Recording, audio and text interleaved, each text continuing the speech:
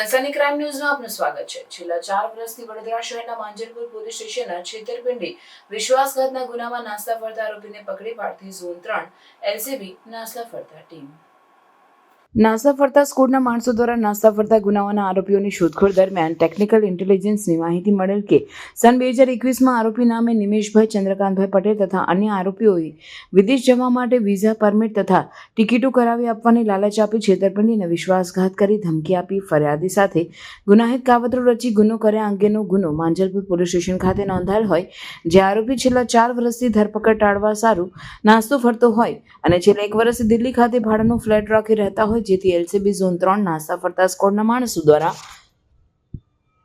દિલ્હી ખાતે જઈ માહિતીવાળા સરનામાની તપાસ કરી આરોપી નામે નિમેશભાઈ ચંદ્રકાંતભાઈ પટેલ હાલ રહેવાસી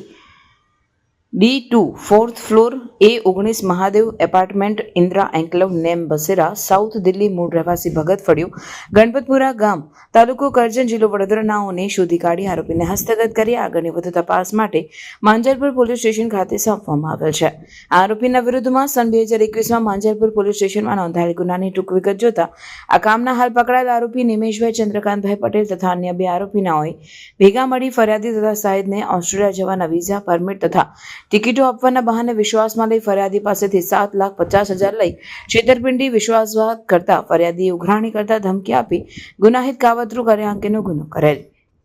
કામગીરી કરનાર police sub inspector S A Phuldhara, ASI Manoj Devidas, head constable Chetansinh Vikramsinh, police constable Mansukhbhai Bhanabhai, Maheshbhai Prashabhai અને એલસીબી ઝોન 3 ટીમ। સનસની ક્રાઇમ ન્યૂઝ ને સબસ્ક્રાઇબ કરો અને બેલ આઇકન દબાવી તાજી અને સચોટ ક્રાઇમ સમાચાર સૌથી પહેલા મેળવો।